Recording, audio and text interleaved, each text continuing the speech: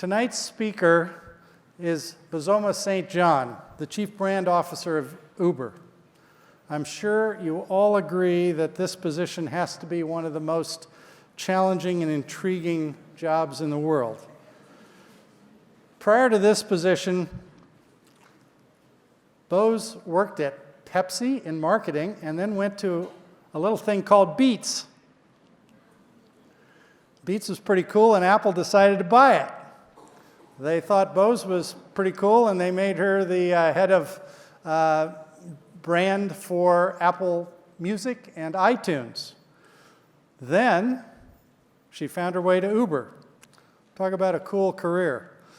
She's a true rock star in the world of marketing. She's had all kinds of interesting awards, and you're going to find out why. Joining her on stage is Goode, the senior technology editor at The Verge.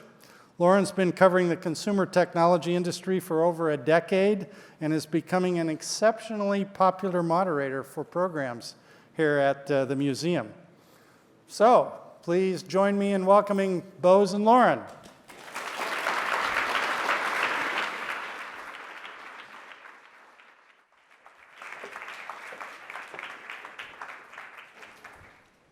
Should we shake or no? We needed some walk-on music, I think. Thank you so much for being here. Thank you. I think we need those poems that we need to read again. No. We had a sound check earlier by reading aloud songs. It was quite fun. So there's actually water in here, by the way, yes. Which always shocks me because I feel like on sets, like people don't actually have fake, water. They're like, water. let me just take a. So I'm going to go out on a limb here and say that I don't think a lot of people would have taken the job at Uber when you did. Would you? Would you agree, if other people had had offers at the time? Would you agree with that? Well, I don't know. I think that there are bold people in the world, including myself, who are always looking for excitement, who are always looking for the next summit. And you find them in every industry, whether those are athletes or they're in corporate or they're in tech or they're in fashion. There are people who are just not satisfied with doing the things that maybe are safe. I'm one of those people. So what was that conversation like with Travis Kalanick when he said, "Why don't you come work for Uber?" I mean, I know Ariana Huffington had set you up with him. Yes. And then from what I've read and heard, you had this multi-hour conversation with Travis. Yes, 8 hours. That's a long time to talk to Travis. Yeah. Well, you know what? It's interesting. I have a natural curiosity for people. I think that's part of what makes me good at my job, which is that I'm really interested in people. And I was really interested in him. I really wanted to understand what he was doing. Not just in behavior in the world, but in creating, this magic that, quite frankly, it is. And also the expansive reach and the explosive growth. I wanted to understand all of those things. And then how could you get to a point, where you've created this incredible product that people love the product, but then hate everything about it? Like, how do you get there? And I really was very curious about that. And what I found in him was also a matched curiosity, to really understand, well, listen, this thing exploded. It's huge. There are lots of things that are happening in the company and with him that he needed some help with. And there was a lot of discussion around how he could fix it. By the way, that 8-hour conversation wasn't about me fixing it. It was just about you sharing the your theory. ideas. Yes, theories of how you can help turn around a brand, how you can help improve the communication about what is happening in culture, how you can connect with people. And that was really the basis of the conversation. I mean, it took lots of twists and turns, but that was really the ethos of the conversation. It was only afterwards that I was literally sitting at home, and I was like, damn it, I have to go do it. I have to go do that job. I have to do it. And then, you know? and then what was the thing that he said or someone said to you after that conversation that made you think, okay, I'll take the job? Yeah, you know, it was really the conversation with myself, which was, you know, it's like, I liken it to like falling in love. You know, it's like you see somebody or you're talking to somebody, and then later on you're like, oh shit, I think I like them. You know what I mean? And then you're trying to figure out like, you know, how do I get to see them every day? You know what I mean? Like, how do I figure this out? And so for me, it was trying to understand, well then, how do I do this job? You know, do I want to do this every single day? You know, and there were two components to it that really attracted me. One was the enormous task. You know, I think for a marketer, there are just very few chances in which you get to either create a brand or turn around a brand. You know, very few chances. I mean, think about all the brands in the world. You know, you come in as a marketer, it's like you're just building on top of what somebody else has done. And quite frankly, when I got to Apple, I really thought that that was like my one shot. You know, it's like, okay, we were gonna sunset Beats Music, which was the product, the streaming product that Jimmy Iovine, Dr. Dre, and Trent Reznor had created. And, you know, we're gonna sunset that and then build something new, which was gonna be Apple Music. And to me, that was magic because like, oh my gosh, you know, as a marketer, okay, from the ground up, you know, it's like, we're talking about naming it, we're talking about the design, we're looking at all of the elements of how we're going to communicate the product out into the world. And I thought that was like the one chance. And then here comes another biggie, you know, in which there really is no brand that has been crafted. You know, it's a product that exists, a platform that exists, awesome technology, but there hadn't been a brand designer of the language of what it means in the world, you know, how it connects to people, what is the emotional value of the product. And so as I looked at that as an opportunity, I thought, well, yes, of course, I'm the baddest. I could do that, you know? And not only that, the other side of it was, I mean, what we have talked about in these circles very often, which is about diversity, you know, and having a seat at the table, like a real seat at the table. And the fact that there just aren't opportunities for Black women to sit at a table like that and to have a chief seat. Were you wary at all of Uber's motives at that point? You know, in the sense that, did you feel like, yes, I will be valued here? Yes. You weren't concerned that you were entering an environment that had been revealed to be somewhat toxic throughout the year? Well, you know, so I'll tell you something, okay, because I think this is an open forum. We should talk about this. I haven't yet found a utopia.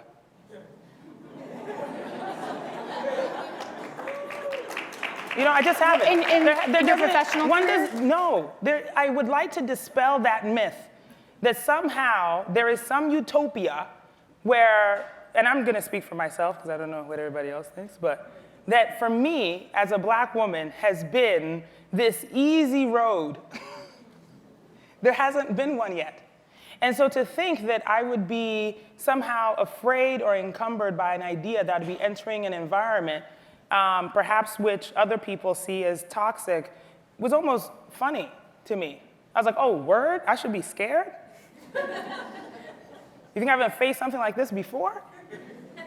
You know, that was really my thought going in. And then on top of it, I thought, well, how am I going to contribute to changing some of those environments? You know, in every job that I have, that is my intention, is to not just prove the fact that me as Boz has the ability, the fortitude, the talent to do the job, but that if I can do it, I'm sure there's another one. And if there's another one, there's another 100. There's another 100, there's another 1,000. And so that to me is the bigger message and the bigger intention is that, you know, I need to sit in the seat because I'm also an example of the possibility of being able to do the job. And quite frankly, I want to add another point to that, you know, early on people, or when I first joined, there were some who said, oh, well, you know, they're only hiring you because, you know, you're a Black woman and it helps with the image. And I was like, how insulting. How insulting. That completely insults my ability and my talent. I am the best at this job.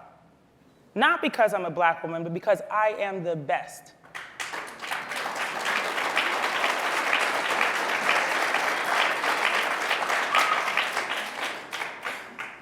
I have so many questions I want to ask you about Uber.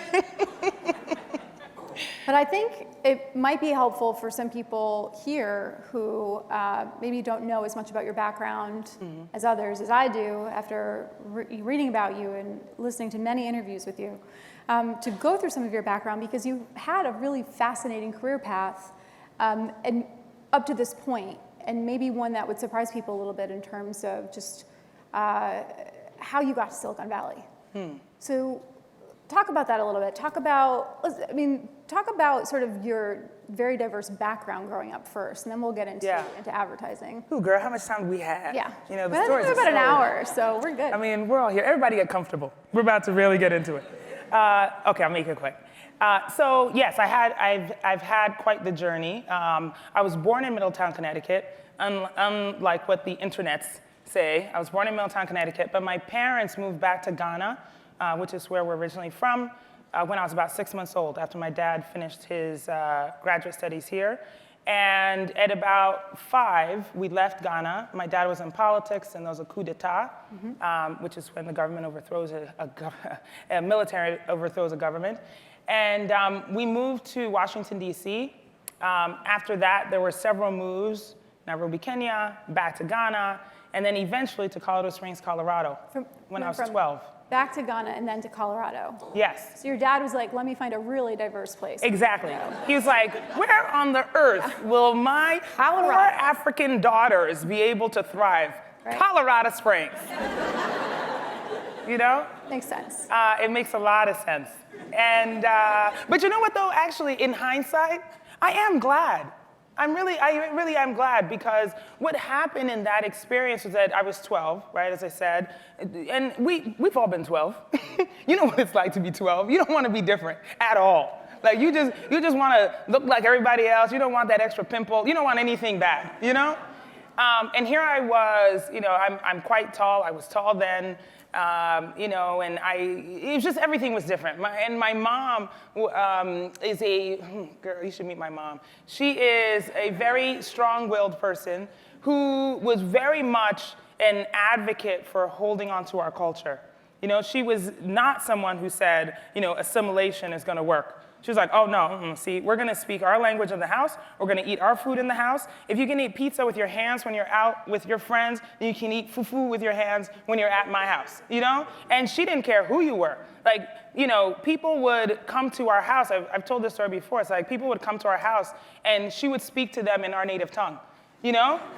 And they'd be looking at her like, I'm sorry, does your mom not speak English? And she was like, I do speak English and 3 other languages, but I'm gonna speak to you in mine. You know, like, and I was like, no, Ma, no, you know? I'm like 14, I'm like, no, not again.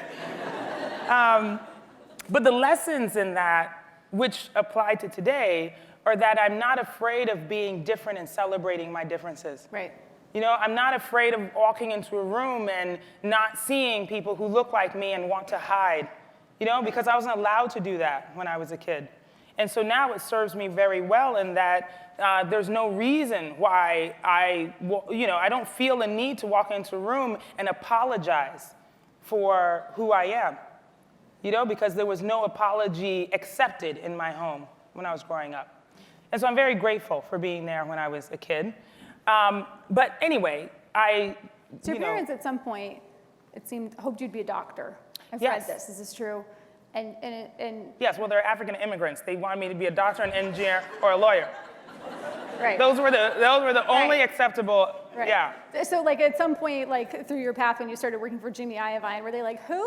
Yeah. Oh, You know, definitely. yeah. And they were like, are you going to med school? You know, like, right. Okay, so you didn't end up becoming a doctor. No. Although I was pre-med in college. You were, okay. Yes, and I applied to medical schools. Like I did everything up until like entering the door. You know. And then what happened? What changed? Well, okay. So their big mistake was allowing me to go to New York for a year, right? That was their fatal flaw. But the thing is, I said to them, I was like, okay, so here's the deal. I was like, I want to go to med school. I could do it. I want to do it. I think being a doctor is fantastic. However, I want to do some of these other things, and I think it would be a real problem if I go to med school and still want to do those things because I can't concentrate. You were a master negotiator at a young age. Please, I learned early how to negotiate. So I said, or I could take a year and do all of this and get it out of my system, and then I'll go to med school. And they were like, okay, that sounds like a good idea. And I'm like, I got them now, And what happened in that year was, divine. By divine order and intention, which was that I ended up taking temp jobs, and one of them landed me in the office of Spike Lee. Answering phones, getting coffee, getting the dry clean, anything that needed to be done at all. And one day he dropped a script on my desk, which was like, to me. And the interesting thing is that I'm not shy, and I have a lot of opinions. And so he dropped the script as like, here, read this and tell me what you think. But what I interpreted was mark it up. Like read the script and mark in it. And so that's what I did. And he literally came back and he was like, you made corrections on my script? And I was like, ooh, was that not what you asked me to do? Because I thought that's what you said. And he's like, oh, okay. So he just walks away. I'm terrified for my life because I'm like, oh yeah, I'm definitely getting fired. I'm like, where's my purse? Let me just pack up my bag because I'm not staying here at this job any longer. And what happened was miraculous. He came back a few days later and was like, you had some good points. And he was like, you should have a job here. And I was like, yes, thank you, I know. Glad everyone else finally caught on. People caught on. Right. Let's fast track a little bit. So you worked for Spike. You, at some point, you went to work for a fashion brand. Yes. Ashley Stewart. Yes. That wasn't for, you weren't there for super long. No, girl, I was not. Okay, but I think a lot of people have had that experience. Like within the first year, you're kind of like, this might not be the right. You realize something ain't right. Yeah. And they're like, they come to you and they're like, hey, and you're like, hey, actually, I was just about to come to you. Okay. So, and then you end up at Pepsi. Yes. And then you end up at Beats. Yes. And that seems like it was probably a critical transition for your career. Yes. So talk about that. Oh, well, that probably has more to do with personal than professional. Because I'd had, the transition with Pepsi had been about a decade of my career, right? Working in many different capacities there. And my final one was in creating the music and entertainment group, which meant that all of the deal making and storytelling and strategies for any of the brands in the portfolio around entertainment came through me, which was awesome. And I'd had a really big year that particular year with inking some pretty good deals. And in the middle of the year, my husband became ill. He was diagnosed with cancer, Burkitt's lymphoma, which is a rare cancer, in May of that year. And very quickly we realized that there was no treatment, available, and that it was going to be terminal. And so very quickly we realized that there was nothing else to do but live the fullness of our lives for the remaining time that he had, which was a profound lesson, not in this speed. I live my life urgently anyway. I love spontaneity and I love new experiences, etc. But I'd never had the kind of purpose that I learned in those few months than when we realized that literally every day matters. What you decide to do when you wake up in the morning is really important. And unfortunately, he passed away in December of that year, so a mere 6 months after he'd been diagnosed. And coming out of that, there's, for anyone who has gone through any experience like that, clearly it's devastating. I had a 4-year-old daughter that then, I hadn't planned on being a single mother.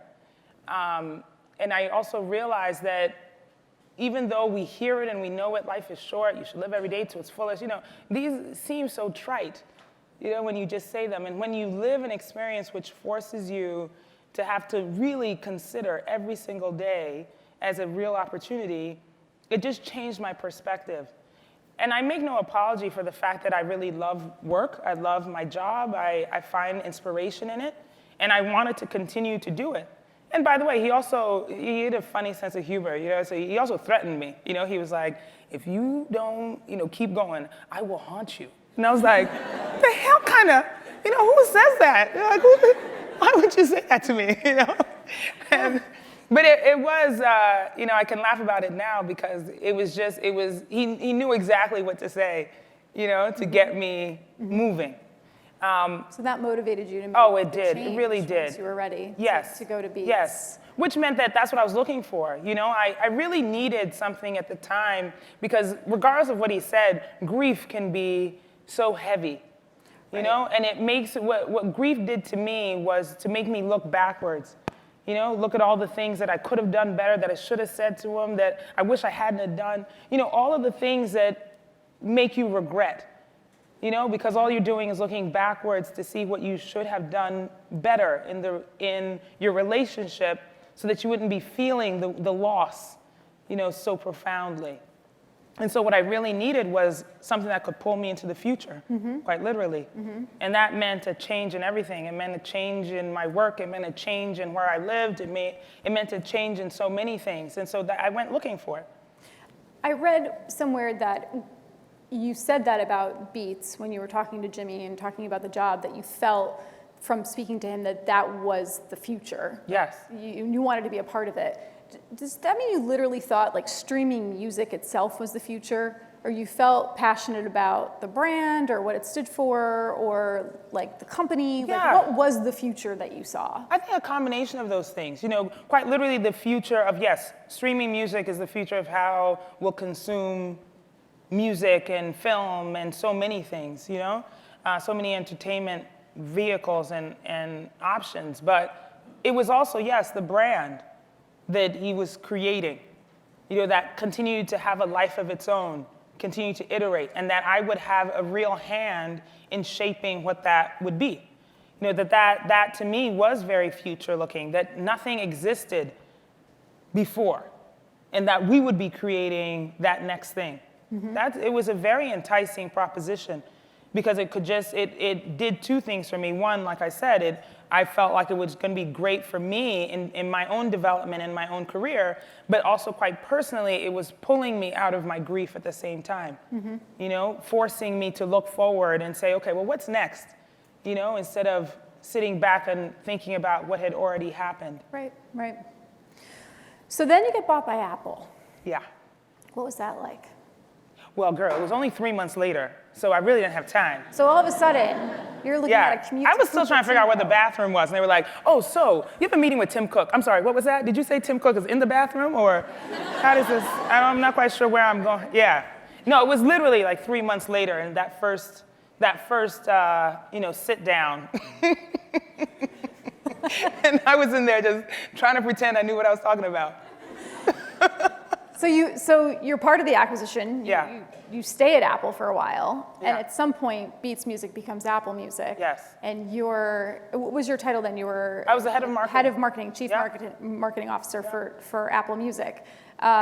And there's this moment that I know has been written about before, but I was there in the room as a journalist at WWDC 2016. Get out. Really? I've been to a lot of WWDC. I'm like, let's get your opinion. You gotta say the right thing. And I like, from my perspective, it was just this moment when, and I say this with no offense to white men in the room wearing button-downs, where all of a sudden, it transitioned from a bunch of white men in button-downs on stage to Bose. Like, you came out on stage and you were talking about the new redesign for Apple Music, and you were trying to get the people at WWDC, like a bunch of nerds with backpacks, to dance. I was one of those nerds with a backpack. Did you dance? And I don't remember. I think I was going like this, because that's what we do as bloggers. And I mean, people were just like, who is this quite possibly the coolest person Apple has ever had on stage at a WWDC? I mean, Yeah, and so like that, I think, from my perception as a journalist, was kind of a moment when you were put on the map as an executive. But did you have that sense at that moment, or did you know sort of going into it that you were going to be reaching this like whole new audience of Apple consumers in that way? Well, I mean, I definitely understood how large the stage was, but I think my perspective was a little bit different because there was, it was twofold. One, I really wanted to, just to set context, we had already launched Apple Music, and when I went on stage, it was to relaunch the design and the functionality. And so for me, the pressure was in, one, representing every single person who had worked on the product and representing them well, right? It's like, you've got like 5 minutes to talk about so much. And so making the choices of what to talk about and making sure that I did service to the hundreds of people who had touched the product was a really important objective and goal, And so knowing that pressure to get on that big of a stage and do that kind of job was one. The other was what I alluded to before, that yes, traditionally it has been a sea of white menness. Is that a real word? No, it's not. I just made that up. It doesn't matter. We'll use it. It's an adjective now. Yeah, exactly. And that being different on that stage was going to do something. For me, there was because actually I'll tell you something that maybe some people have felt before, but sometimes when I get into a room, I have to allow people a minute to get used to me. It's true. It's like, it's profound. Why do you think that is? Because I think a lot of times folks are not sure what's going on. It's like, they're like, that's interesting, And so, and sometimes I just talk nonsense for like 3 minutes before I get to say what I'm actually gonna say. Because otherwise, the first 3 minutes, nobody's paying attention. They're like distracted by my earrings, the hair. I'm like, I'm gonna just let you get used to me, and then I'm gonna tell you what I need to tell you. And obviously, I did not have 3 minutes to spare. So I was like, well, I'm gonna have to, I'm gonna come out. It's gonna be like, whoa. And then I've gotta get this message across in a really direct, succinct way that will encourage people to interact with the product, And to me, that was probably the biggest pressure. And knowing also that there's no failure allowed. I think in general, there's no failure allowed on that stage. There's a lot of criticism of people on that stage, and so I was very aware of that. But I knew that if I, again, being different, and being different as in being somebody who was not a white man on the stage, would mean that either I was going to get more criticism, because the table stakes are here, and therefore I'm different, or that no one was going to hear what I said because they'd be so distracted. And those were the pressures that I felt. Well, you handled it quite well. Thank you. So you're working at Apple not that long ago, really, last year. Yes. And I think, people would probably have to be living under a rock to not hear what was going on at Uber from the moment Susan Fowler published her blog post in February of last year up until even now. I mean, the trial for the Uber Waymo case is starting next week with jury selection, a week from today. So Uber's troubles are ongoing. So when you're at your job at Apple and you're seeing the news reports come out about Uber, and let's just assume this is months from this point from when you're actually going to have the conversations with them, like what are you thinking objectively about the company as you're hearing these reports? Again, this is why I sometimes get so confused by this question, so you have to excuse me. Because the truth of the matter is that, and we're seeing it now in so many industries, where these are not foreign subjects. I was not necessarily shocked by the blog posts or any reports, right? Because I was thinking, okay, well, somebody is talking about it. Okay, great. Because really we need things to come to light. Otherwise we can't address them. And so I think it's a real catalyst moment in many industries to address these issues head on. But it wasn't just the blog post. I mean, it was also greyball, which was the revelation that there was software that would allow Uber to evade authorities and municipalities where the app was not supposed to be working. There were issues with executives supposedly having access, reportedly, Recode reported this, having access to a rape victim's medical records in India. It just kept going. It was, and of course Susan's post was pivotal and exposed a lot of the culture issues, but there was a lot more too to that. But I think that opened the door, is my point. And I don't know that that's a bad thing, quite frankly. I think it's a really positive thing to have transparency. I wish that there was more transparency in lots of companies, because way too many things are hidden anyway. And so if it's out, then we can address it. Then we as a public can better assess whether or not we want to engage with a company if we know the information. And also, part of the reason why I joined was in some respect based on that too, which was that, if this is going to be the poster child for everything that is wrong, and if those things are then put on Front Street, exposed, right? And if those things or culture can change, way of operating can change, if executives can be completely transparent and good, then can't every company? If we can do that, if we can turn this around, then everyone can. Which is a really important point, because for me, there's very little that I think should not change. I feel like there's just so much that we must change in the world. We see it every day with so many things. Things keep popping out in places, and it's not just about Uber. I think there's lots in the world that we need to fix. And so why not make it more transparent? And I'm really glad. I'm really, really glad that these are out in the open. How do you define your role as Chief Brand Officer? What does that mean to you at Uber? It's interesting. I think I'm still defining it every day. There hasn't been a Chief Brand Officer at Uber. This was a new job Well, that created. was obvious. Yes, very true. And I think that it's multi-layered. At a company that is already established, a Chief Brand Officer would be in charge of just ensuring that all the external messages continue running on a track of whatever that company stands for.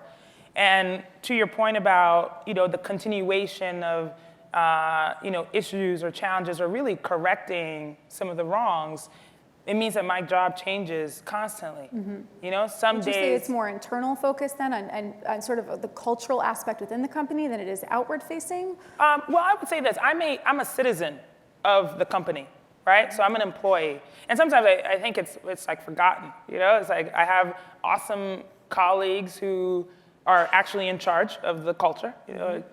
Like our chief HR officer. Do you report to Leanne Hornsey? No, Chief HR no, officer? I don't. Do you report I to, don't. to Dara? No, to Frances Fry. To Frances Fry. Yeah. Okay, she was She's next on my list of what I was going to ask. Yes. Okay. So she's an awesome Harvard professor who came in around the same time I did. I think just a few days actually before I did. Yeah, she came in to help from Harvard. to help lead sort of like leadership. You mentioned that. Yes, in the company. Anyway, so there are great people who, and actually Frances is one of those who's helping to also lead the sort of information and how people manage other people in the company. Because I think that's one of the challenges with culture, is that if you have a fast-growing culture in which leaders are not developed properly, then you do have cases in which then you can't, folks don't feel empowered, they're not enlightened about, how to interact with other people. I mean, there's just a lot of things that, leadership is, you're not born with it, you learn it. And so Leanne, her main job is obviously internal. So I'm a citizen of that in order to help enforce and exemplify whatever those new, cultural norms are, which, by the way, we just redid a few months ago. What's an example of that? When you're like, what is actually something like a sort of tactical thing that you do in your role to enforce these new norms? Well, like for instance, I mean, one of them is about, being a good corporate citizen. I think Dara actually said, I don't know if I can curse. Can I curse here? No, Oh, I yeah. can't. It's Facebook Live. It's the internet. All right. Anyway, Yeah. but it's like, we just want no assholes, which to me is a really important cultural norm. But like, You how know, do it's you like we how do you should- do that? Do you like go through the office and you're like, oh, I don't know. I think. Right? Well, Like, how do you do that? The way I interpret that is like, it's about being an ally. That you're not just worried about yourself, you're worried about your neighbor. You're worried about the wellness of your neighbor, you're worried about how people are engaging with each other. And how I interpreted that, because I think that we all, need to embody that in the way that makes sense for us, right? And for me, in the position I'm in, I was like, well, I'm a big voice. I should be an ally to a group of people who are perhaps marginalized. And in this case, it's the, a Muslim ERG that I felt like, okay, you know what? One doesn't actually exist.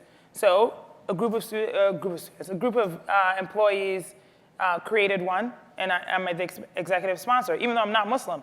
But I do think that it's a group of people who need a supportive voice in a time when there's not a lot of support. Mm-hmm. And so, that to me is taking care of my neighbor, someone who may need my support when they don't have it and can't do it themselves. Right.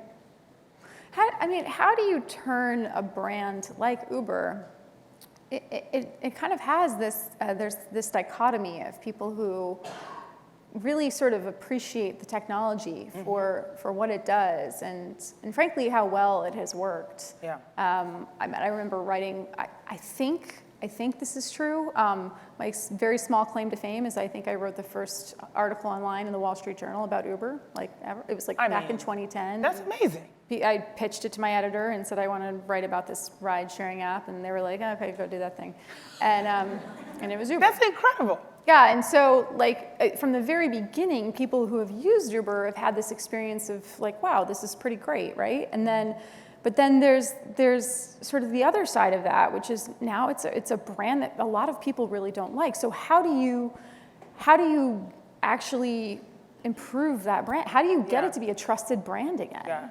Well, it is multi-layered. There's not a silver bullet, that's gonna make everything golden again, There are lots of things to be done. And, we talked about this a little bit backstage, that there was a headline once that said, is this the woman who will save Uber? And I looked at that and clutched my pearls, although I don't wear pearls, but I was like, oh my God, Because the truth of the matter is that it's not up to one person, to save Uber.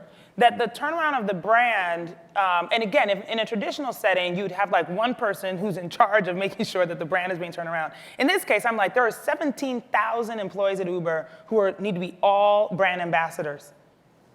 Every single one, right? And so my job at this point, and like I said, it changes constantly, but the tenets of it are to create relationships and partnerships that are both interesting, because they're either timely or relevant, et cetera, in the moment, because that's what the product is. It's like, what you need right now. You need to get someplace right now. What is happening right now that I could connect to?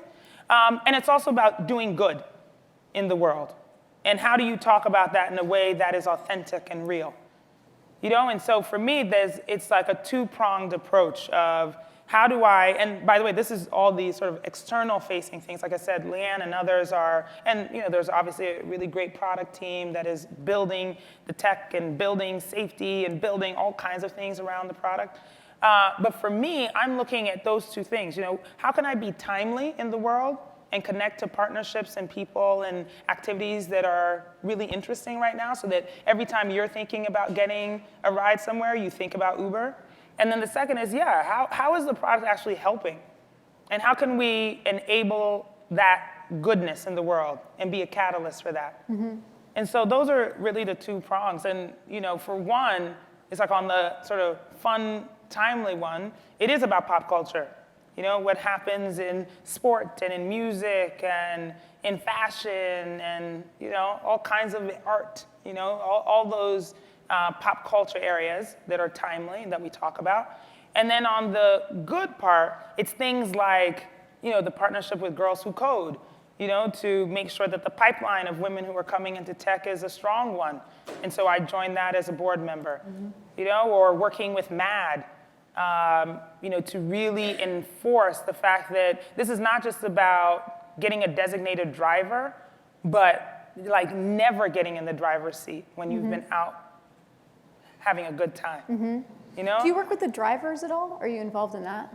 Somewhat, Okay. somewhat. Because But we do have the driver relationship with Uber is also it's sort of another interesting dichotomy. Yeah. In the sense that a lot of drivers have expressed dissatisfaction with the service as they've been working for Uber. But at the same time, there are also passengers who've had complaints, some very serious, about their interactions with drivers. And it just seems like in general, until self-driving cars really do take over the world, the drivers are still a very critical part of how the business operates. Do you have much outreach with them? Like, how does that work? Okay, so I have a funny story for you. Or it's sort of kind of funny, not really funny. A little bit funny. I've done a lot of listening. I've heard a lot. But I don't think there's anything like actually getting in the seat yourself. And so I decided to drive. When was this? Oh, man. This was before the holidays, so maybe like November. Okay. I drove here, in San Francisco. And, yeah, it was scary as hell. It Really? was, yeah, it really was. Did people recognize you when you picked them up? No, you know what's weird? No, they didn't. What? You know what I mean? But maybe that's just San Francisco, I don't know. But you know what's interesting? I drove pool, Okay. which, to me is like maybe the hardest to drive, right? Because there's so many things happening. It's like you're paying attention to who you're picking up, then you get a call from somebody else, and then you've got to still get on the way to drop that first person off, and maybe there's a third person you need to pick up, and then what's the interaction of the people who are sitting in the car, and somebody's hot, somebody's cold, somebody needs some water. It's like, there's so many things to pay attention to. And I really wanted that experience. And by the way, I went in very cocky, There are very few things that I go into that I'm not cocky, but this one I was like definitely like, oh, I got this, right? It's like, I have driven, started driving like at 15 and a half in Colorado Springs, it was like freaking down I-25, the tumbleweed coming, it's like a video game, And so there's like, deer running across the highway. Like I feel like I could manage any kind of, situation.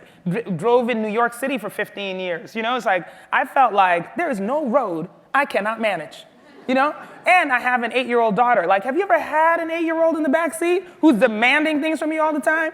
I thought there's no rider who could get into this car who's gonna be more demanding than my 8-year-old, So I went into this experience thinking that, I could handle this. But it was terrifying. The first call that came up, I was like, oh my gosh, I got to find the person. Then they get in the car, and I'm like, hey, how you doing? I don't know if you wanted me to talk to you or you want me to leave you alone. There's just so many questions. And then to the point about the product, it's like there are real things that are happening constantly on the road that we've got to, work on and make improvements to. And so to me, the platform, and this is also part of what makes my job a little bit complicated, is that the feedback, the improvements, the constant look to the innovation, to think about things that people are not yet talking about, to create, is a living, breathing organism. It's not cold and it's not flat. And so to me, there's so many inputs of feedback. And to address those things is part of the job also in making sure that you have ambassadors, that you have people who are like, I'm being heard, my concerns are being addressed. Oh, and things are happening that I didn't even think about. And how do you do all of those things simultaneously and also deliver a great experience? It's a complicated job. Well, I have a two-part question. Yeah. And one is sort of looking back and the other is looking forward. So the first question, which is about looking back, is now that you've been at Uber for several months, when the Times article came out in the style section, which was a lot of controversy. But am I not stylish? You're stylish. When the Times article came out, you had just started. Yeah. So it was a little premature to say, what's your strategy? You should have it all figured out. But now you've been there for several months. So I guess the first thing is, now that you've been there for a while, what do you think went wrong with Uber before you got there? Which is a hard question because you weren't there, but now that you've had time to observe and listen to people, what do you think went wrong? Yeah, that is a tough question. I think I can, it's like Monday morning quarterbacking, looking at the problem and then saying, you should have done, which sometimes I'm reluctant to do because we all say that. And unless you're really sitting in the seat, how do you know how you would react? But I can pontificate a little bit, you know, and say that I think there was so much focus on the fast growth of the product and the platform that there was not a lot of focus on the growth of the culture and the people. You know, that if you're so focused on making the product the best product on the planet, you know, and getting into more places and more, like if that's the total focus, the people get lost. You know, and there was no one watching sort of the people. And the people meaning the brand and how it then worked in the world. You know, again, I use a lot of parenting analogies, you know, but it is like having a kid, you know, who like grows at an abnormal rate. And all of a sudden you have this like 6 foot tall 3-year-old who's like, blah, you know?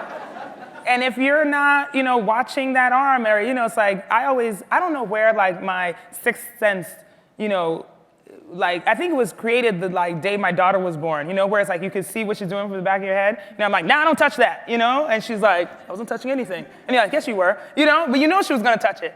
So if you have a company that has grown at such a rate and there aren't people whose, you know, pure job it is to be watching, to make sure, don't go in that direction, don't go there. We need to, no, bring that back, you know, don't say that, bring it back, let's think about it.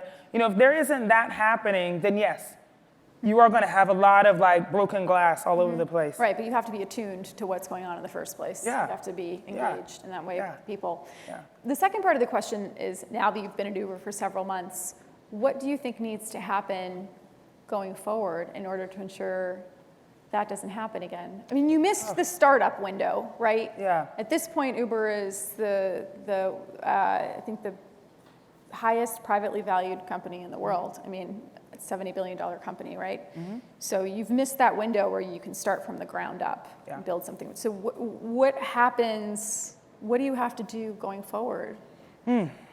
That's a really tough question too. I wish I had a crystal ball.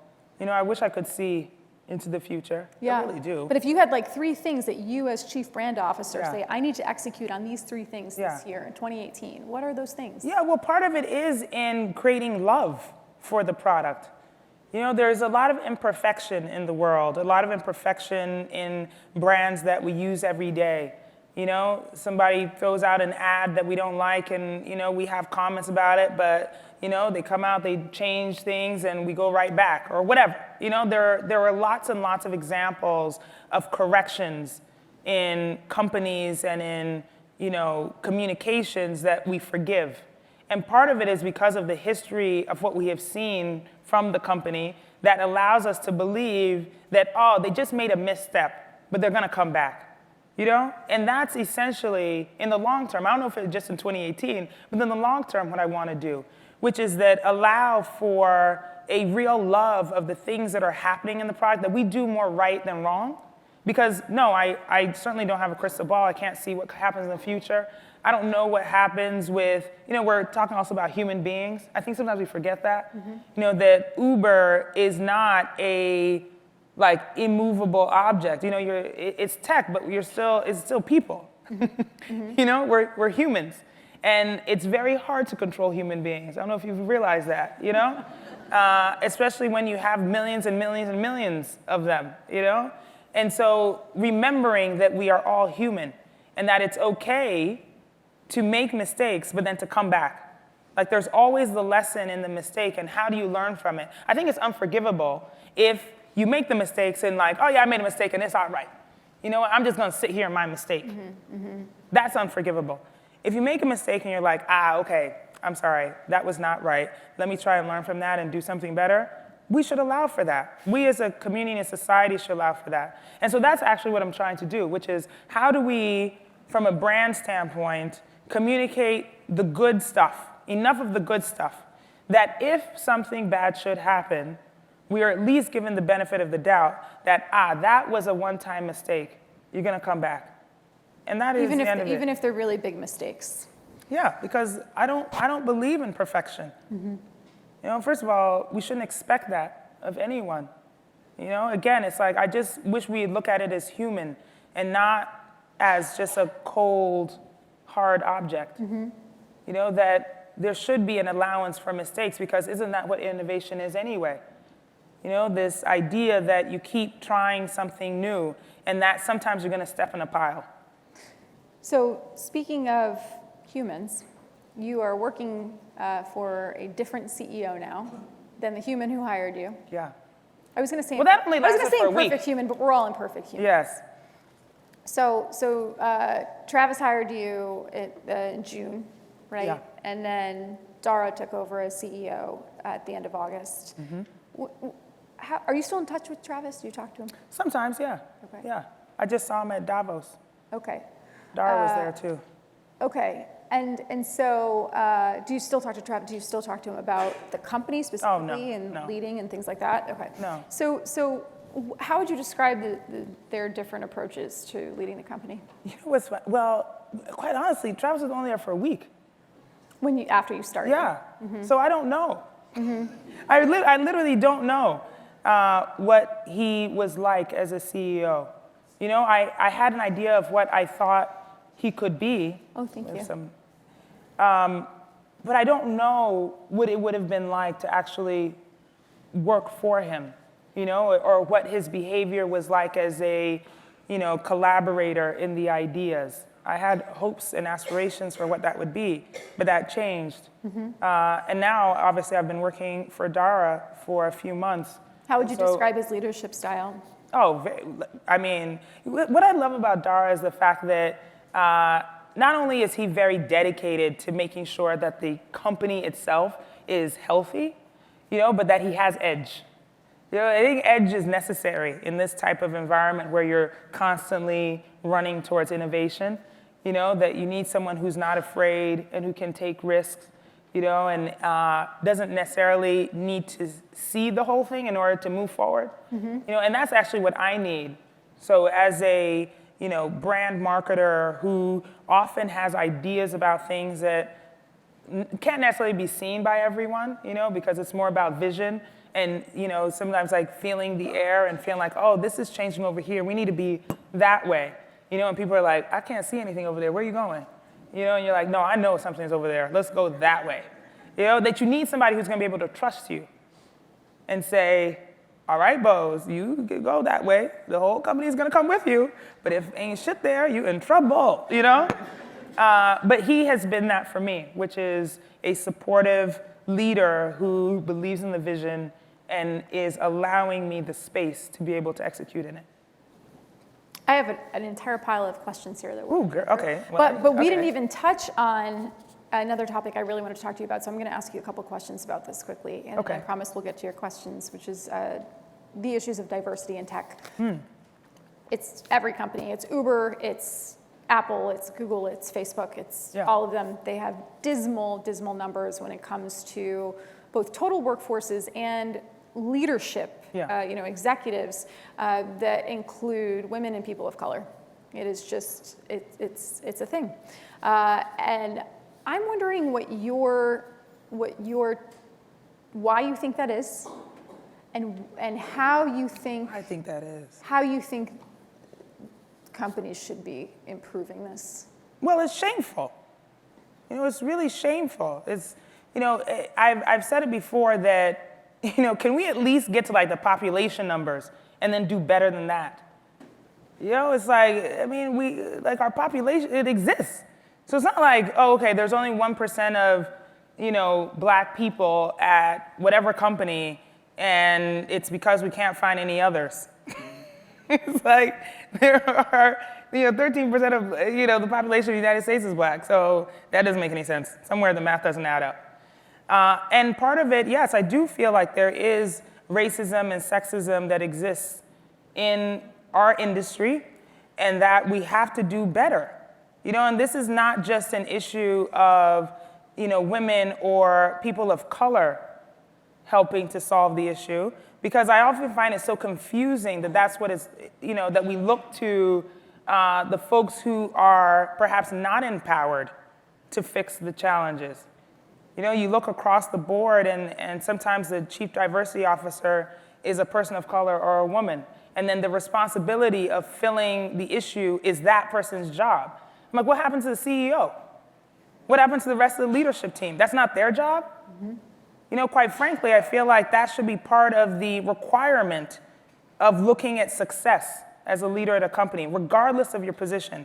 If you're the chief product officer, I want diversity as part of the rationale for how you get compensated.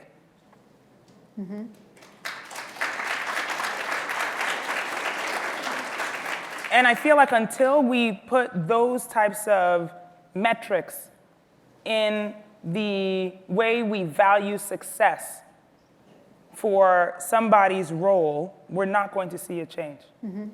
What about attrition? I mean, I think what you're describing is a really interesting solve to the onboarding process. Yeah. But there are also studies that show women leave at a critical point in their career. They don't keep going like the way you have because they get sucked into a bad environment and they're not being rewarded in certain ways and they leave. Yes. They leave. So how do you keep women around? Well, it is kind of chicken and egg, right? It's like if we are recruiting women or people of color into the company, but there's not a critical mass, then how do we expect for them to stay? You know, because the environment then is not allowing, or they don't, you know, there's not a community feel to allow for the differences to thrive. You know, because then you've got one who's like sitting there and trying to solve everything for, you know, try to make it to be the answer. You know, and what kind of pressure is that on a person to then also, do your job as well as represent everybody? Can you imagine if like white men had that pressure on them every day? You know, you must represent all white men. Like you can't be an individual. Okay? So, and I'm going to be stereotypical. Bob. Are there any Bobs here? Yeah. Oh, hey, Bob. Okay. Bob. So Bob, right there, is responsible for Frank and Henry and Craig and everybody stand up. I'm calling your name, you better stand up. No, I'm kidding. Just kidding. But Bob is responsible for everyone. You know, when Bob makes a mistake, it's not just Bob's mistake, it's everybody's mistake. And so now Bob is feeling the pressure of not just doing his job well, but making sure that he doesn't screw it up for everybody else. That's what we go through every day. You know, and so my feeling is that perhaps we start with putting the pressure on Bob to make sure that there are more of everyone else in the room. And therefore, when the next person comes in who does not look like Bob, there are other people to help change the environment. You know, that's how matters work. It's like you keep changing the molecules, and then the matter changes. You know, so let's do that. Let's just change the matter altogether. And let's make Bob do it. Let's make Bob do it. Yeah. Bob, it's your job now. Get to it, Bob. I'm going to get to some of these questions. There are lots. I'm not shocked, though. People have a lot of questions for you. Today, Uber announced partnership with Jump Bike Share in San Francisco. Can you comment on how that came about and how you expect it to change brand perception for Uber? Well, I think there's a great deal of innovation that continues to happen, and it's really good. Like I said, innovation is the key to success for Uber. That, you know, the ways that people get around are really important. I mean, they're the lifeblood of the company. And so you have to continue finding ways to innovate in that space. And so, yeah, it's a great opportunity. Yeah. And it's great for the brand because, you know, the more that we innovate in finding the different ways to solve for people's challenges, the better we will be in supporting whole communities. Yep, absolutely. It's been really interesting to see the bike sharing sort of movement play out, not just here, but in places like China as well, and sort of alongside the ride sharing ones too. Yes. Do your parents still want you to be a doctor? So here's a funny. Well, my dad, up until the Apple keynote, he was still advocating for my graduate degree. You know, he'd always be like, but you need something to fall back on, you know? And then this is like a real story. If he was sitting right here, he would tell you the same story. The night, like that night, like Apple keynote's in the morning, you know, I'm like, euphoria afterwards, like, oh, I'm done, and it went well. And he calls me, and I'm like, Dad, did you watch? Did you see? He was like, yeah, it seems like you're successful at this thing. And I was like, are you serious? He's like, okay. I'm gonna do the accent now. Hey, you should keep going. Keep doing it. I was like, really? Like, I'm really talented, Dad. Like, I'm really good at this. So now he hasn't asked me about med school since. There you go. What is Uber doing about self-driving cars that are coming? And there's an addendum to that lots of people asked about this. So Yeah.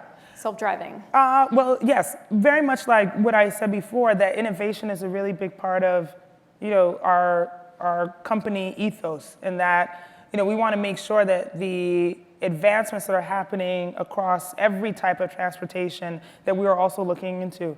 And so self-driving is something that obviously a lot of companies are actively pursuing. We know the stats, on obviously what happens when human beings are doing anything. All of us tend to make mistakes. And could this be a way to alleviate some of the pressures, not just of our own mistakes in what we do when we drive, but also in helping to alleviate some traffic and other things. So I think also from a brand standpoint, it really helps in making sure that, again, we're looking towards the future. We're trying to solve for challenges and issues that perhaps we're not even yet aware that we have, that we're moving forward in that direction. Yeah. Obviously, lots of companies are working on self-driving car technology, and the technology exists. The regulations aren't in place, and there is this perception, at least for some people, that it's a scary thing. Either they think cars are going to go rogue if they're driven by AI, or they're going to take jobs. If you were to, this is my question, but if you were to do a marketing campaign, a brand campaign right now for self-driving cars, how would you show it? How would you show it in a way that would? That's a really tough one. I'm not quite sure I know the answer. But I think about it like this, which is that, the way that jobs change over time is really an interesting thing. In fact, when we launched Apple Music, one of the first spots that we created was showing the changes in how we listen to music over time, because that is similar to this, right? In that, the first time that we're able to, pass sound waves to obviously, every 8 tracks, y'all, come on, somebody in here, CDs, MP3s, and now streaming. There's just been advancements. And so when I think about what that means, how do you show the journey of where we are now, and how do we make sure that we're always sort of embracing what is coming next, because it's going to help our world, and not hurt us. And so I would probably be looking for the human angle, to make sure that we're always feeling like these things are helping us, and that we're not going backwards. Yeah. Interesting. I feel like there'd be some element of talking to it, right? That's all these smart speaker ads are just everyone having these totally benevolent conversations with their speakers. Okay. How do you measure success with turning the brand around? Can you actually quantify it? That's a really good question. Quantifying turning Uber around. Oof, I'm having lots of those conversations right now, about how do you measure? Because there are measures, there are KPIs that we use as marketers, brand affinity, brand I love, brand I trust. There are all these trackers that create it. Quite frankly, I don't know that those are going to work right now. There's just so many inputs into the brand that I don't know that one brand campaign is going to, help any of those. Can you measure any of those trackers based on a brand campaign? I don't know if that. So I've used some softer things, I said I had a brand day, a brand team, sort of a recharge meeting at the start of the year. And one of the things I said was, I want everyone to feel proud in going to the grocery store wearing an Uber t-shirt. I want people to feel that. And that's part of my job. So to me, it's is there a quantifiable way to show that the brand is turning around? I don't know. There's some trackers. We'll use it. But I want to concentrate on the softer things. I want you to go to a dinner party and say, I work at Uber, and people not be like, why in the hell do you do that? I want that, I don't want that response. I want the response to be like, oh yeah, I read about that thing you guys are doing. Tell me about that. That kind of response. So it's a softer measure. Interesting. Okay. What's important to make Uber or any company a global brand while maintaining the same identity? Well, Uber already is a pretty global brand. Yeah. But, maintaining the same identity while expanding further into. Well, there are lots of big companies and lots of big brands that remain their identity. It's very hard, as a brand gets larger and larger and larger. Think about like the Nikes or the Apples of the world, where it's like you expect the same thing regardless of where you are.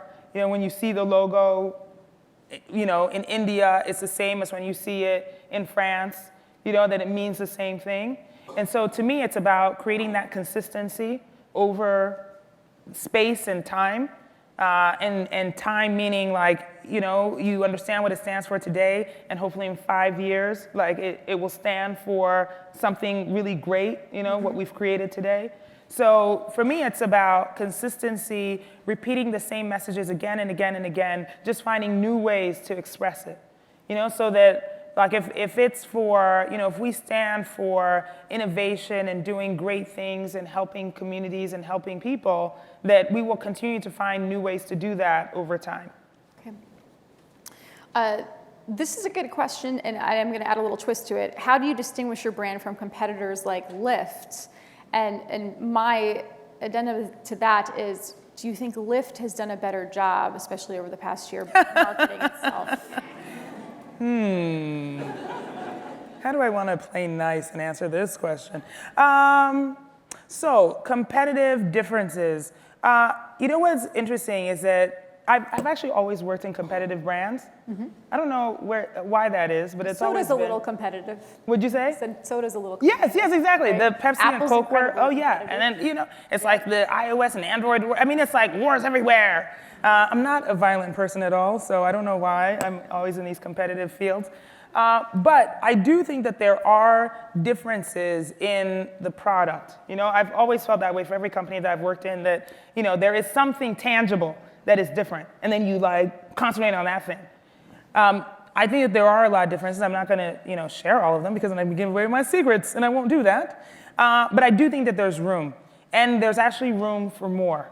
There's room for more of us to really understand what's happening in this type of, change and innovation in the way that we get around the world. I just want us to win. And so it is my job to find those differences and then make sure that what we are doing is always at the front, and that the things that we are creating are always the ones that are considered first. And so how do I keep us top of mind is really, at the end of the day, how I see sort of this competitive journey. Do you think Lyft has done a better job of marketing itself? No, I think that they've definitely, worked on sort of protecting themselves from the, onslaught that Uber has had. But do I think that their branding is better, that they've done a better job of branding? Hell no. Because they don't have me. I said that earlier. You expected that answer, right? This was not a surprise answer. While conveying your vision for Apple Music as a brand, did you ever clash with the Apple marketing powers that be? How did you integrate the brand into Apple's long-standing brand image? And then this person added, Lauren, I'm a huge fan, which I have to say, the one of you that's here for me, thank you. Thank you so much. I had to put that, I'm so excited. I have a fan here. It's so sweet. Okay, so did I ever clash? No, you know what? I have huge respect for the Apple brand, and quite frankly, I said before that being in the seat to help craft a new brand was actually standing on the shoulders of a really large giant, and trying to find a new way to express what already existed. And so to me, there was not, I would have felt really like I was disrespecting, the history of what had been created if I tried to clash with it. No. What I found is that there was great desire for trying to also solve a challenge, which was that the iTunes brand is really big, it is pervasive, but it's old. Mm-hmm. And so how do you bring new life into an industry and into a way of being that quite clearly needed to enter this space. There are other people who were already there. And so in order to enter, you've got to create a newness. And in newness meant that I had to figure out a ways to do things that hadn't been done before at Apple.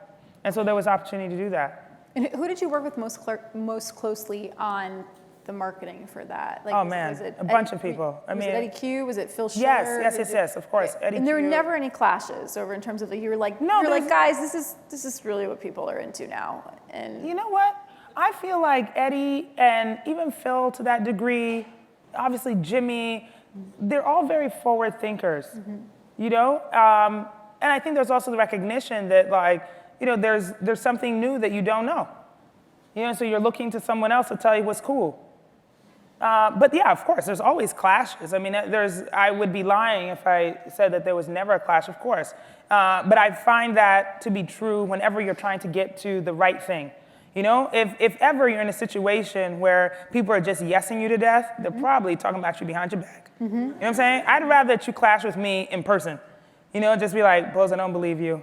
Or I don't think that's right, rather than to yes me to death. If anybody starts yesing me, I'm like, okay, let's just get to it, because you're not actually believing what I'm saying, you know? Right, so, or a room full of people who are yesing each other to death and might miss the most obvious well, sort of there are issue definitely some that's- secret meetings going on if people are yesing in the room, you know? I'd rather that there is a safe space for the clash, you know, and to be able to really address the challenges and the issues.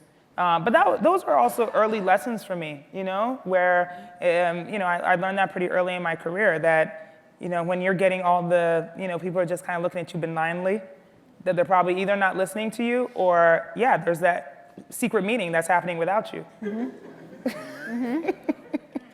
going to be looking for that all the time. Exactly, yeah, exactly. When people start yesing, you start looking at them like, yeah, I know you're talking secretly behind my back. But just tell me now. What is your take on the James Damore Google sexism / PC controversy? Oof. Well, I mean, that's what we've been talking about. You know, I don't think it's any secret that, I mean, I quite frankly, again, I'll make it super personal. I am as capable as the best. And so why should I be treated any differently? Do you think Google made the right decision to fire him? Yes. Yes. I mean, anyone who doesn't believe that I, as a human being, am totally capable, you know, or that somehow my biology or physiology makes me less than, should be fired immediately. Let's just say that. Say it loud, too. Can I have another microphone? I'll say it. I'll say it again. Yeah. What has been the most challenging issue or task you have faced so far at Uber? Oof. Man, I feel like every day is tough. Gosh, the most challenging. I don't know, that's a really hard question. You know, I perhaps it's the unpredictability of the days. You know, that, you know, usually you go into a job and you have like your, you know, set things that you're going to accomplish, right? The project you're working on, you kind of know the key deadlines and the key dates. That doesn't happen here, you know, that there are days that, you know, I had planned to do something and then it's like, okay, there's something else that happens. So I've got to address that in that day. Do you think that's specific to Uber, or do you think that's because it's like the nature of the? I think it's the nature of, part of it is the nature of this industry, you know, and the nature of innovation. But also I think it's the moment that Uber is in right now too. I think that at some point there will be, you know, the balance will change where, you know, maybe 60% of my day will be planned and 40% of it will be unexpected. Yeah. The news is a little bit like that, by the way. Yeah. Right, yes, exactly. You wake up, I always think I'm going to get so much more done when news breaks. Okay. Yeah. I got through that one. Based on your past experiences, how do you know when it's time to move on and try something new in your career? This is a really good question, because I think a lot of people struggle with knowing that moment to when it's a good time to leave and when it's time to make that leap. Yeah, it can be very tough. I mean, I do implicitly trust my gut. And I've also said it before that I don't make pro and con lists because I believe that you're either talking yourself into a bad idea or talking yourself out of a good one. You know, we actually know the answer. We're just making the list to help us decide to do something else. If you get to the moment where you've gone over to your desk to pull out a sheet of paper and start writing stuff down, then you're stalling. Yeah, You're totally. Or you're just convincing yourself that what you actually believe is wrong. You know, that's what you're really trying to do. And so for me, I'm actually very in tune, you know, with what I am feeling, and I trust it completely. You know, and so I know when, you know, an environment is no longer conducive to maybe what I'm trying to do or my growth, or even the opportunity. Maybe it's past. And I don't get upset about that. I think we spend a lot of time, you know, wishing environments to change when you've been there a long time and something has, you know, you no longer fit. And all of a sudden then you're mad at the environment. But why? You know, shouldn't environments change and shouldn't we change? And therefore, if you do, then you should go find a new one which fits you. Maybe you've outgrown the environment, or maybe the environment has outgrown you. So to me, I don't get upset about it. And maybe that's why I'm also more readily available to really listen to the feeling, because I'm like, okay, things have changed, time to go. Let's find a new adventure. Yeah. Let's see here. You seem to bring your authentic self to everything you do. How do you bring your authentic self to work? Man, how do I answer that? I think it's also learned over time. You know, early on I really did try to fit in. And I think let's talk about the superficial first, you know, which is you know, how you appear. Because for me, I really did. I mean, when I looked at successful people, they all looked the same. And so I tried to look like that. And what I found was that first of all, I was super uncomfortable. And so I would spend half of and I mean, sometimes the superficial stuff really does have psychological impact. You know, I'd spend the day literally uncomfortable, you know? And so then it's how do you get into the room where brainstorming is happening or you're trying to express an idea and you don't even feel like yourself, you know? And how are you supposed to authentically then bring that to bear? You can't. And so some of that is the shedding of the external, you know, and really coming into myself. What I found was that people were really intrigued when you show up as yourself. That was a discovery, you know? And then I found that what was really happening psychologically was that I was able to bring the fullness of the different ideas I had also to the table. Because then it wasn't even just about the physical, it was about the, you know, the mental. Right, you weren't inhibiting your own thought process. Yeah. So now it's you know, now I'm fearless in it. And it has also become a barometer for where I want to be and what spaces I want to be in. You know, because if an environment is not able to accept me as me, then I don't need to be in that environment.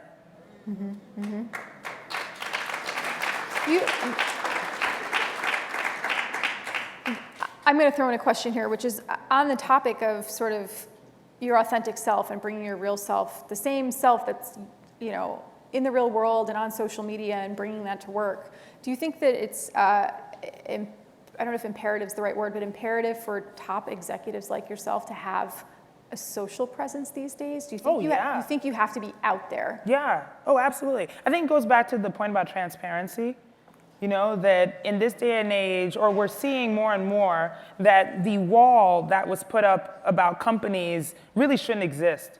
You know, we need to know who's behind those walls, who's making the decisions, who's in the room, what are their beliefs, what are their practices, who they interact with. You know, all of those things are necessary for us to really understand what goes then into the decision making of the brands that we decide to interact with. And one of the greatest vehicles in doing that is, social, because it's the biggest voice. You know, it's the way to constantly inform, you know, and interact with an audience. And so to me, I think it's very important because transparency is key. I want people to know who I am, you know, because then perhaps they'll understand the decisions I make and the reasons why I make them. And when you're looking to hire, you're checking out other people's social presences. Yeah. Well, I think it's important, especially in my job. I mean, right. it's like, if you don't know how to present yourself out in the world, then you probably won't know how to present the brand. Yeah. What would you consider to be your greatest success? My daughter. My daughter, yeah. And Yeah. she's 8 now? Yeah, she's 8. She's 8. And I say that not like, just as a flippant answer, but I'm really proud. I'm very, very proud of her. She, like I said, my husband died when she was 4. I can't believe she lived half her life without him already. I find that to be shocking.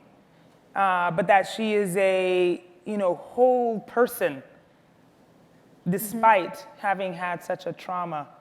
That she is inquisitive and excited and funny and fearless. I'm really proud of the person that she's become or becoming. And, if she wasn't my kid, I'd want to be her friend anyway. She's your most amazing product yet. Oh my God, absolutely, absolutely. Apple reference. By far, Sorry. yeah. Being in an executive seat gives you a great view on the transformation of gender/race equality in the workplace. If you had to make one change to add to the speed of transformation, what would it be? Clearly, I'm an impatient woman of color. LOL. Yeah, I saw a meme like over going into New Year where it was just like, it was something about like not adding LOL to any, like, I said it, I mean it. You know what I mean? So I'm like, I'm not using LOL anymore. It's like, I said it, I mean it. There's no LOLs. I'm not laughing, no. So without the LOL, impatient woman of color, I agree with you. There's a real need for urgency. And if there's one thing I could change, I would build on the answer I gave about, putting it into the criteria of measurement of success for every top executive about diversity. That is not the chief diversity officer's job. It is every executive's job. And that I would absolutely institute that today. Period. No LOL. No LOL. Do you want to be a CEO someday? I don't know. I'm not quite sure if I want to do that. I don't know where this path is taking me, to be honest. Right now, I see that there's so much that is happening in society that I'm interested in that. I'm interested in having a larger impact in what is going on in our world, and I don't know where my greatest influence and impact could be. Would that be in public office? It could be. It could be. Are you seriously considering public office? Not yet. I don't know which office. But if I run, you better vote for me, y'all. I'm telling you. I'm gonna come for every one of you. So I just heard someone say don't do it, but do it. No, really though, I mean, would you be interested in doing some type of public service? Like if you were to focus on an area of that right now, of politics, that you look at and you say, oh, that really, that gets to me and I want to change it. What is it and where would that be? Man, that is a really tough question because I just feel like there's so much. Right, there's so many issues There's so now. much, there's so much. But, part of the reason why I answer the question that way is that even to the point I made about coming to Uber and feeling like, okay, the problem is there, I want to go there, I want to try and be the solution. That the same thing is in politics. It's like, if we don't like it, let's get into office. It's like, why don't we run? It's like, all of us should run. Yeah, if I run, you run. It's like, really, I wish that more people would then put themselves into the seat of fixing. That if we don't like the policies or laws that are being created, then we should be in the seat to change those things. And I feel like, despite the, presidential election, that I believe in the goodness of people inherently. And I think that if there are people who are running who have the sound mind, the ability to do it, the goodness of heart, the right intention, we will come out in droves and vote for those people. And I believe that. And so I want us to do it. Who inspires you? Oh, man. Gosh. I don't know. There's so many people who inspire me. You know what's funny? I'm a real, like I said before, I'm a people person. I'm very curious about people, so I love to people watch. You know, I'm inspired. I could sit in the mall and just watch people all day long, you know, and find inspiration. And that's like, I guess, from, you know, a very far way to like look at people and get inspired by, you know, what they're wearing, what their behaviors are, you know, things that you see or observe. But more closely, I mean, I'm inspired by my friends, or influenced by my friends quite a bit. You know, my mom is a huge inspiration to me. I said my dad too. They're just such strong people. You know, when I think about their journey, it makes it impossible for me to even expect anything less of myself. You know, that they overcame so much. You know, the statistics of their success are so low. You know, that like, how could I ever want anything less for myself? And so the bar is always high because there's no way I would ever want to disappoint them. I think it's highly unlikely that you have. Thank you. Boz, thank you so much. Oh, thank you. It's been so awesome. Thank you so much. Thank you guys.